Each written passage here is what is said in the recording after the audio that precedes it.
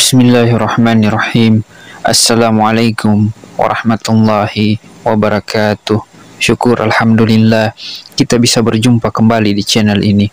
Salawat dan salam semoga selalu tercurahkan kepada junjungan kita, yaitu baginda Rasulullah Muhammad sallallahu alaihi wasallam.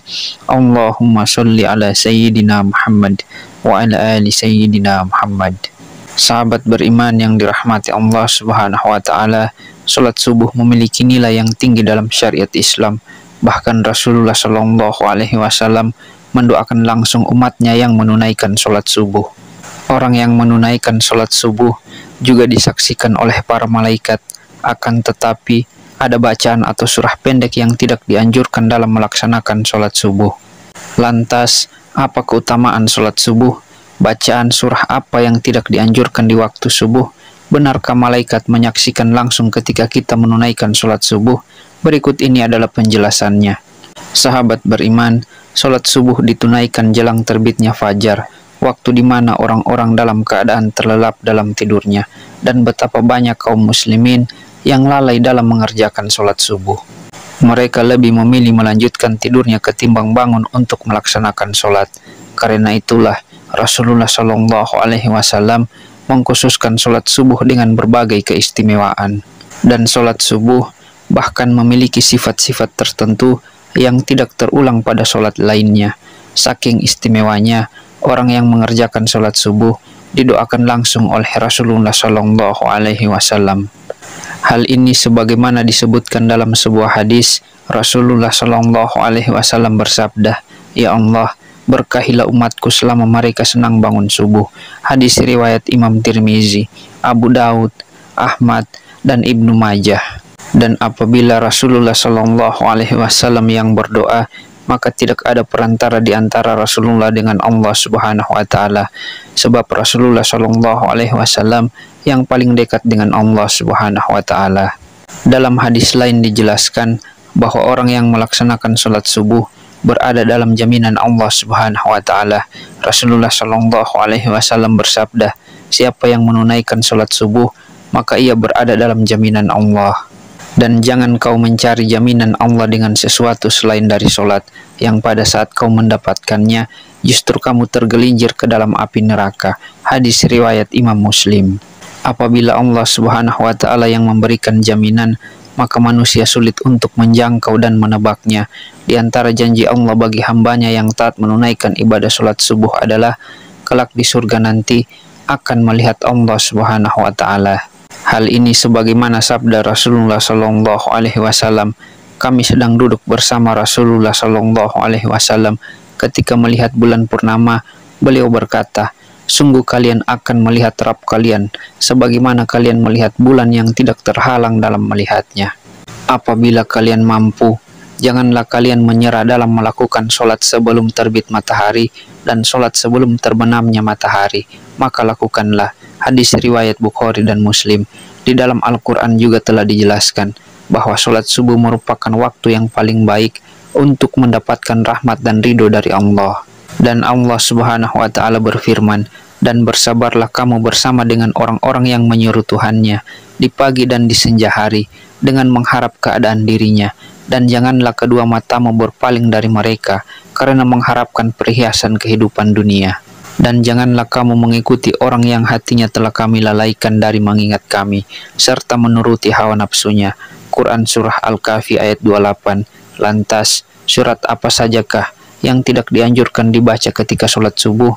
Sahabat beriman, begitu utama dan istimewanya sholat subuh sampai ada bacaan surah tertentu yang tidak dianjurkan. Dalam Quran Surah Al-Isra ayat 78 menjelaskan bahwa malaikat menyaksikan langsung orang yang menunaikan ibadah sholat subuh. Dari tafsir ayat tersebut, para ulama menyimpulkan bahwa pada saat sholat subuh, setelah bacaan Al-Fatihah, disunahkan membaca Al-Quran yang panjang, baik surah ataupun ayat, di mana tradisi nabi-nabi terdahulu yang kemudian dilanjutkan oleh Rasulullah Shallallahu alaihi wasallam dan para sahabat, tabi'in, dan salafus soleh juga membaca ayat-ayat ataupun surah yang panjang. Ketika menjadi imam sholat subuh, maka dari itu seorang imam sholat subuh setelah membaca surah Al-Fatihah, janganlah membaca surah pendek, apalagi super pendek, seperti Al-Ikhlas, Al-Falaq, dan An-Nas. Ini bukan masalah sah dan tidak sahnya dalam bacaan sholat, melainkan masalah untung dan rugi. Perkara sah sudah pasti sah, akan tetapi rugi karena disaksikan oleh banyak malaikat. Maka tentu sangat sayang sekali jika hanya ayat pendek yang dibacanya, karena apabila semakin banyak huruf-huruf Al-Quran yang dibaca dalam melaksanakan sholat subuh yang disaksikan oleh banyak malaikat, maka akan menambah catatan amal kebaikan kita yang disampaikan kepada Allah Subhanahu wa Ta'ala melalui para malaikat. Rasulullah Shallallahu Alaihi Wasallam sering menunjukkan contoh-contoh bacaan sholat subuh yang menandakan syarat akan makna tertentu. Ada beberapa riwayat Rasulullah Shallallahu Alaihi Wasallam disebutkan sering membaca surah Al-Waqiah, surah At-Sur, surah At-Takwir. Rasulullah Shallallahu Alaihi Wasallam juga biasa membaca surah Ar-Rum, surah Yasin, dan surah As-Safar. Sahabat beriman yang dirahmati Allah Subhanahu wa Ta'ala, Allah telah menyiapkan pahala yang luar biasa bagi mereka yang membiasakan dirinya untuk sholat subuh tepat pada waktunya, dan pahalanya bahkan sebanding dengan sholat semalam suntuk.